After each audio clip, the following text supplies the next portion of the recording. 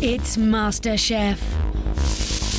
We're looking for a great amateur cook who can make it as a professional.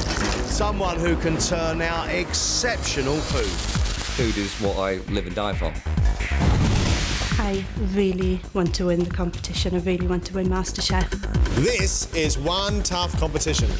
Yes, I do think I can win. Whoever wins, it'll change their life. Cooking doesn't get tougher than this.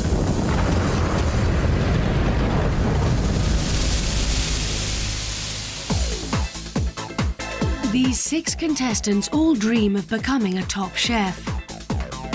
But only one will make it through to the quarterfinal. I want to see food with finesse and bags of flavour. So far, we have seen some brilliant cooks. Are we going to see brilliant cooks today? I hope so. You have to demonstrate to us that you have some culinary talent. Let's cook.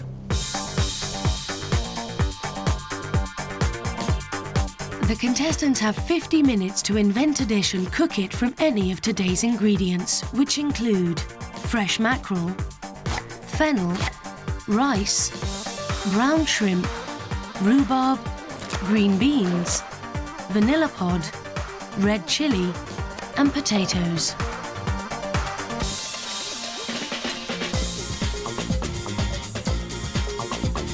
34-year-old Deborah hopes to one day swap the valleys of South Wales for sunnier climes.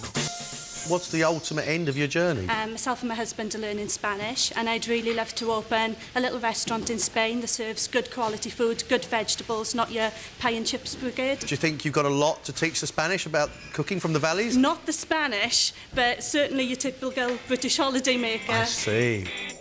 This is such a magnificent opportunity to really work on my cookery and to ultimately lead to my dream over in Spain. Stephen only took up cooking 4 years ago, and it's now an obsession. Food is my life. I mean, I think about food, I drive people nuts talking about food. It's just all I think about. I mean, everything else is sort of a hindrance. Why are you on MasterChef? I'm here because I'd love to get a job in a Michelin-star restaurant, working with guys who have Michelin stars. I'm really really start at the bottom and see whether I can achieve that goal. How good is this food today going to be? I'm not saying it's Michelin star, but it should be good enough to put me through, that's for sure. Research scientist Louise believes she has a culinary advantage.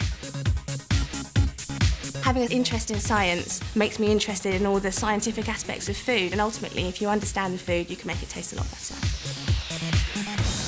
All those years of study and what you've always dreamed about is being a cook, is that right? It's all one and the same thing. Cooking is creating something and serving it to people to give them joy. Yeah. Science is creating something and helping people. You've only got 20 minutes left. Civil servant Dave sees a career in food as a passport to the world. My main dream in food would be to travel and write about food with my wife and just make a better standard of living than what we have now. Dave, why are you here on MasterChef? I love cooking. I've cooked all my life. I've cooked since I was a young kid, and my career just didn't go that way, and I wish it had. 43-year-old Pam hopes today will take her one step closer to her dream of owning a restaurant in the Yorkshire Dales. The time seems right. My daughter's 14 now, so I feel I have a lot more time to be able to do what I'd like to do, and this really is a passion for me. If you were to have your own restaurant and it was, called Cafe Pam, what style of food will we have in there? I guess I'm traditional, a traditional cook. Cook English food, cook what I know how to cook. Robust, big, or refined and beautiful? Both. Accountant Ravi believes his multicultural background sets his food apart. Having lived in Kenya, being originally from India and then living in the UK as well, I think I do bring in a lot of different flavours into my food. Is the food of India your love? Yeah. I also like doing sort of fusion stuff, so, maybe doing fish and chips with a bit of a twist. How would you twist fish and chips? bit of chopped up coriander, some little hot red chilli. Do you feel that you're going to bring something new to the culinary world? I'd like to think so, yeah. 5 minutes.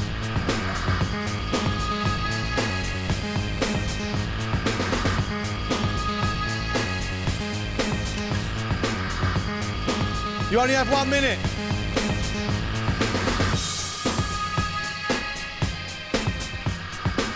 Time is up.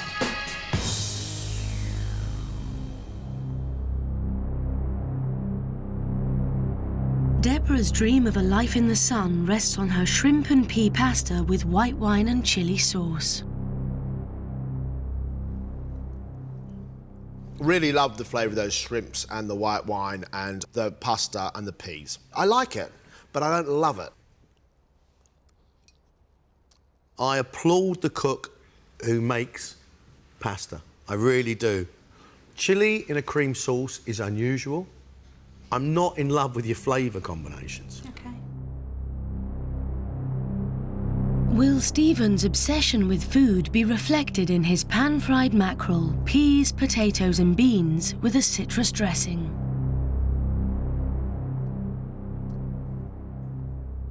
I think you have a very good dish here. Right. I think you've seasoned well. Yeah. I think your choice of ingredients is absolutely right. Not bad, Stephen. I love the flavour of your rich, wonderful, oily mackerel against the sweet peas and the crunch of those beans. Now, young man, Michelin star you aim for. Peel your potatoes, will you? Research scientist Louise has made rhubarb crumble and custard.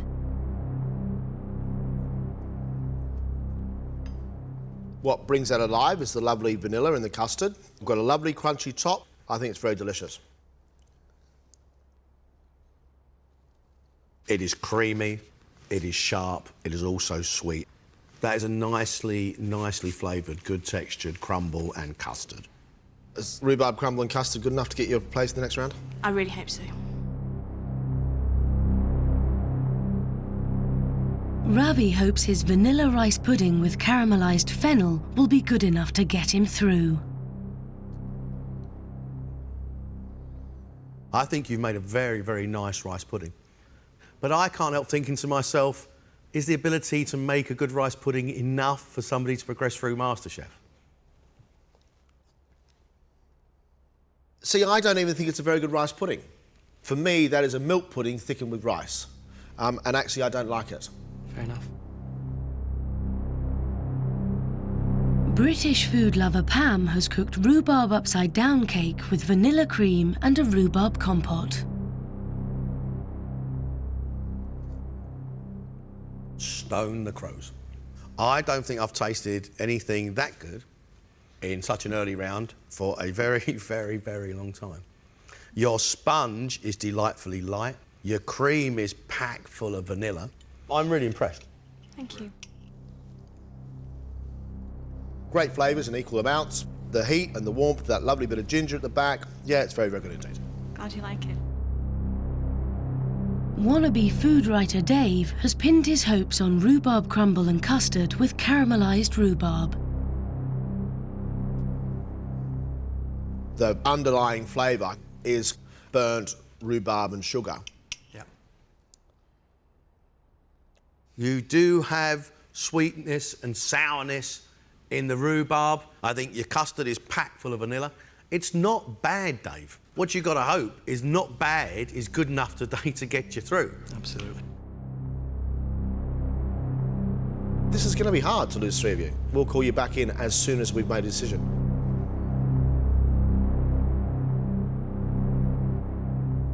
I've got to say, I'm really impressed with what they've cooked today. The task is going to be who goes home.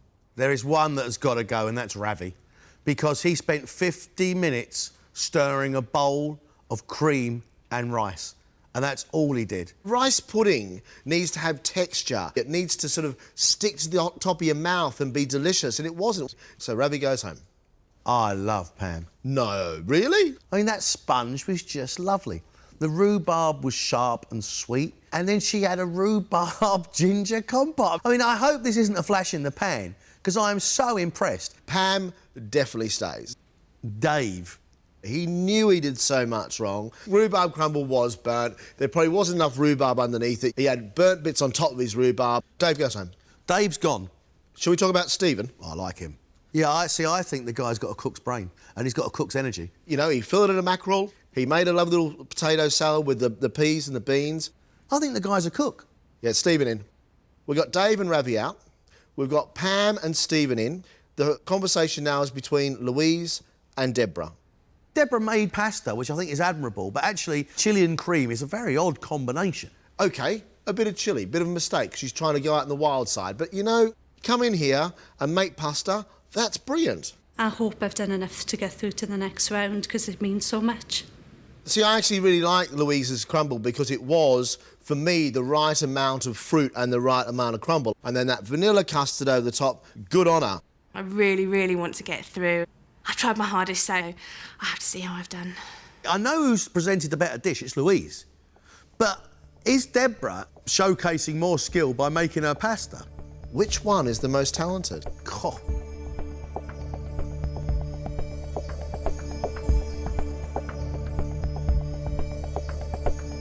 Good standard today, but unfortunately we can only keep 3 of you. Pam, you're cooking tomorrow. Well done. Ravi and Dave, sorry, gentlemen, you're leaving us. Thank you very much. Thank you. Stephen, you're staying with us. Well done. Wicked. So, Deborah or Louise?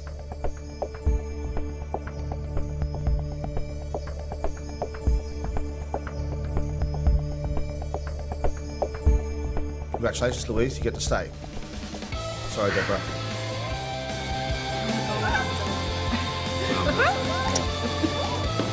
Happy days. No, I didn't expect to get through, but I'm really, really pleased that I have, and I'm going to try as hard as I can to stay in the competition. I feel fantastic about it. The only thing is I've got now a lot to live up to. It's always been my dream to actually work in the kitchen, so I can't wait to do it tomorrow. These guys all say they want to be professionals, they want to change their career. Well, let's see how they feel when they come out of their first busy, hot service.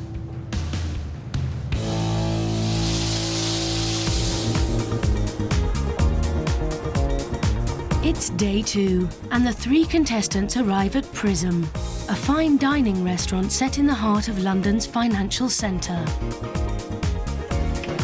They'll be working under the watchful eye of executive chef Richard Robinson, who expects the best. It's got to be right, dead right, yeah? Perfect, otherwise it doesn't go to the room. Louise is straight in at the deep end, filleting the fish for her main of roast halibut, globe artichoke and oven-dried tomato. Slowly, slowly. Oops. And at £26.50 a serving, she can't afford to mess up. All that lovely meat there. We've lost all this meat. We can't serve this to the customer. I feel really awful about messing up the halibut. It's such an expensive fish, with such a large piece of fish. I feel really terrible. We lost probably 45% of the fish, so if she messes up in the cooking, we'll be in trouble. It's 12 o'clock and the city workers arrive for lunch. OK, check on 17, 3 scallops. Yes, chef. The first orders are for Pam's starter of scallops with caramelised cauliflower puree and summer truffle. Very important you get these early checks out, Pam. Yes, chef. From the start, Pam struggles to keep up with the fast pace of the kitchen. Oh, it's rubbish. Right, how long are the scallops? 30 seconds. Right, 30 seconds is up on the scallops. Where are they? They're here. Please, hurry up. That was 2 minutes behind, yeah? Quicker next time, Pam, yeah? Yes, chef. Not quite fast enough for chef. I need to speed up a bit with these. Meanwhile, Stephen is responsible for a chicken dish. Poulet noir with asparagus, peas and parmesan gnocchi. You got 2 chicken on there, Stephen? Yes, chef. Stephen's dream is to work in a top restaurant, so he's eager to impress. You're a little bit quick there. You've got 3 minutes to wait, yeah? Sorry, mate. 3 minutes. In fact, he's a little too eager. Can I shut sauce 24, please? Just hold back 30 seconds, please, Stephen. Right, sauce. To Stephen's relief, his first dish gets the thumbs up. Every one of them like that, Steve, yeah? Yes, chef. OK, check on. There's no starters in this one. Cod and a halibut. 4 halibuts in total. Oh, my God. With lunchtime service in full swing, Louise is determined to make up for her filleting disaster and perfect her expensive halibut dish. Louise, that fish is extremely overcooked. Yep. We cannot afford to overcook any more fish. Golden chef. brown. But in an effort to impress Chef, disaster strikes. Sorry, Chef, I burnt my hand. I can't do this sauce. It's a nightmare. It means I can't touch anything hot now. I can't plate up. I don't think I've ever been more frustrated in my whole life. She has no option but to bow out of service. I really enjoyed this morning. And I was hoping to do really well this afternoon. I've just let myself down, unfortunately. With the restaurant packed, lunchtime service must continue. Check on 3 scallops. Check on 4 scallops. But a flustered Pam is now juggling multiple orders. We're 2 minutes behind. If we carry on like this, we'll be in the Let's get them out quickly, please. Whoa. Oh, God. Let's go, Pam. Think they don't know, Pam. Pam's got so far behind, 2 other chefs have to come to her rescue to get the scallops to the pass. Scallop, chef. Better. I wouldn't say it was absolute perfection, but certainly an improvement. On the other side of the kitchen, Stephen remains focused. Steve, table 24, how long on that? 5 minutes. Producing first-rate dishes. Number 24 away. Thank you, Stephen. Excellent, mate. Good cooking, good timing. So after a tough 2 hours service, what does Executive Chef Richard think of our 3 amateurs? Louise struggled with the fish, and it was a bit of a pity she burnt her hand, and we had to take her out early. Although I think if she'd stayed through service, she would have probably found it very tough. Pam, the cooking and the scallops was good, although she was always 2 or 3 minutes behind, so she struggled with the speed of the service. I don't think I kept up to the pace as good as I should have done. Obviously, I need a lot more practice at that. Stephen was certainly the one that stood out for me. The timing was great, cooking was great, understood the service, couldn't fault him. One of the best things I've ever done. Honestly, I loved it that much. I wish I could finish off a chef. If he keeps at it, he'd make a chef of himself. So I'd, maybe employ him in the future. For Pam and Stephen, it's back to MasterChef HQ, where Louise rejoins them to cook their own menus. Your 2 courses, 1 hour to cook them in, and only 1 quarterfinal place. Let's cook.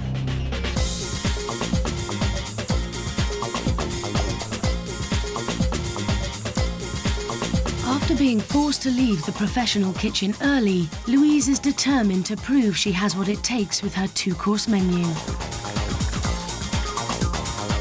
So that's your thumb and finger. Yes. A little bit of burn. Things go wrong. They do indeed. The dishes that you are hoping will get you through to the next round are what? Seared scallops with caramelised fennel and a Pernod cream sauce, followed by rack of lamb, minted greens and a red wine and lamb jus. Wow. Louise, you are a research scientist, and science in food is something that seems to turn you on. Absolutely. It's about taking ingredients and experimenting with them until you've got the best possible combinations that you can make. I find the combination of lamb, minted greens and the red wine jus absolutely perfect. Marvellous. It's my sort of grub. Yesterday, British food enthusiast Pam shone in the invention test with her upside-down cake. Can she repeat that success today? We know this dream of yours, Pam. You want to open up this cafe in the Dales. Yep. The buzz of the kitchen today, is that going to be like the buzz of your kitchen? The kitchen will be quieter because obviously there won't be as many chefs around, but it will certainly have a buzz because we'll want to get it right and do it right every time. Today you've got to get your 2 dishes right. What are those 2 dishes? Smoked haddock risotto. I am also doing a mango and lime mousse in a ginger snap basket with some orange and mint sauce. Wow, that's a very, very adventurous pudding. I hope it works. The idea of the dessert, I like it. Mango and lime basket, which is great. I can't wait to get my spoon into that one. Guys, 20 minutes left. Yesterday, Stephen was praised for his pan-fried mackerel dish, and today he excelled in the pro kitchen. Can he make it 3 in a row?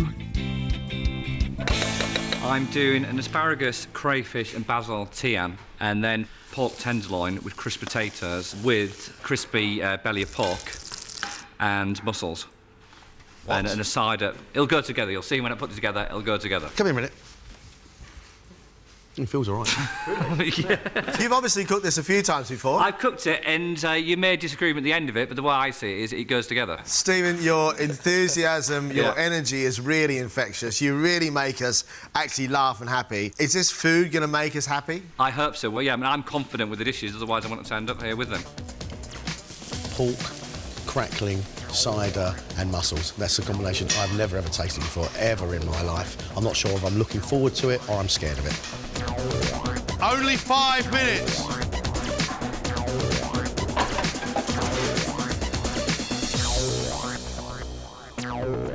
One minute. That's it.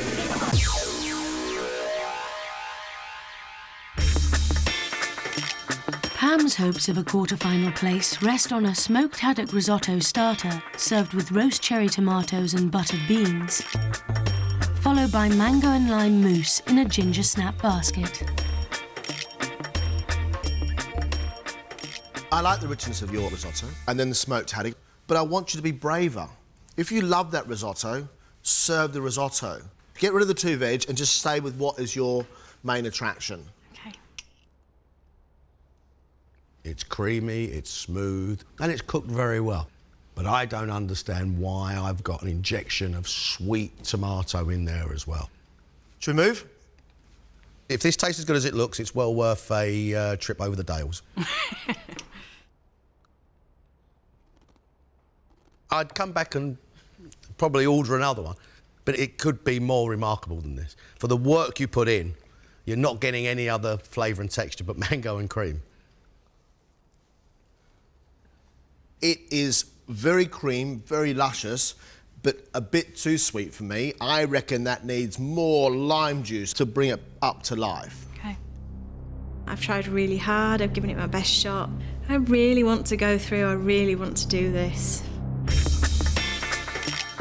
Research scientist Louise has made a seared scallop starter with caramelised fennel and Pernod cream sauce, followed by rack of lamb with sautéed potatoes and minted greens. I think your Pernod sauce with that scallop is really, really delicious. Thanks. And then suddenly you get whacking of this juice that's coming out of the fennel all the time and just filling your mouth with more and more aniseed, and it's just a little bit overpowering. You do have the balance of that sauce, absolutely right. I think the fennel inside it is a slight mistake. Okay. To lamb?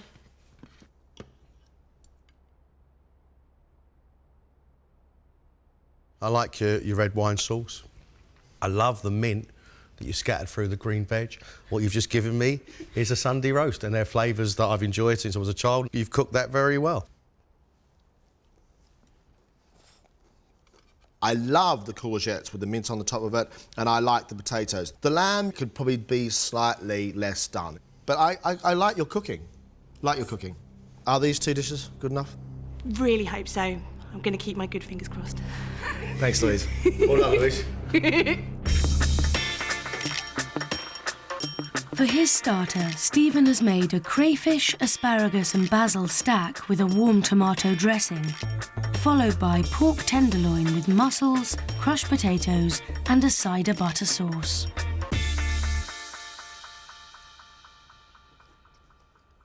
Wow, they are powerful flavours. Right. I don't usually agree with the idea of asparagus mixed through things like salads, but actually the richness of that tomato, the saltiness of those crayfish, it needs the strength of that asparagus to actually make it work. It's actually quite exciting.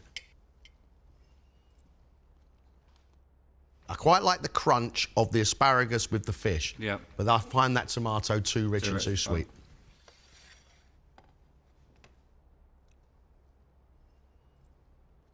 I'm munching away on all flavours I recognise. Potato, pork, crackling, and mussel. Completely different texture. Not for me. Right, okay. Salty, full-flavoured pork, lovely potatoes, like the sauce. Take the mussel off the dish and actually you've got yourself a fine plate of food. I mean, I don't think the mussel, the pork and mussel is way out there. You don't think pork and mussel is way out there? Not really, not massively out there. I mean, it's only surf and turf. All right. We have got a lot of judging to do. Off you go.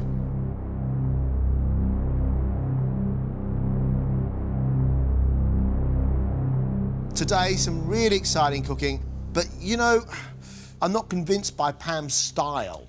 I thought it was going to be a lot more, I suppose, not homely, but earthy, and that's not what we got at all. I really liked Pam's risotto. I thought it was great flavours. Sweet peas, smokiness of the fish, but I didn't understand at all the sweet tomato in there. I think mango and cream, it's a nice combination, but it's only nice. We need more than nice. Yeah, I was disappointed that Greg thought that the mousse was unremarkable. I think Pam cooked better yesterday than she did today with her own food. Pam goes home, we discuss Stephen and Louise. My vote would go to Louise. She obviously understands the technical side. She's obviously got a decent palate. Cooked scallops, very, very nice Pernod sauce. And then she basically did us a roast dinner. Roast potatoes, lamb, red wine sauce. She is a safe, sure bet. This is my dream. I really, really want this. I hope I can really fulfil all of my potential as far as this competition is concerned. Then you've got somebody like Stephen coming in here with a dish of asparagus and crayfish tails, rich tomato sauce, and pushing the boat, and really using great ingredients and cooking them very, very well, with lots and lots of flavour. Something interesting, something new. I have to question that fella's palate. He doesn't think he's that far out there. But let me tell you, mussels and pork, it's out there. It's about as out there as it gets. I mean, you're out there, the door's locked, you can't get back in again. I'm enjoying it so much, I just want it to carry on. And yeah, I don't want it to end here, so we'll just we'll see what happens. If Stephen is to go any further in this competition, he has to be able to learn when to take the ingredient away. But I would rather take the risk, because that's the sort of guy I am, than play the safe card. I feel completely the opposite. I would rather play it safe than take such a huge gamble. We've got to make a decision.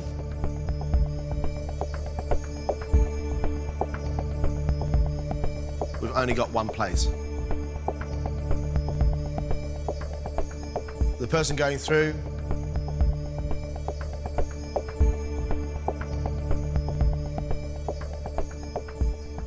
is Stephen. Congratulations.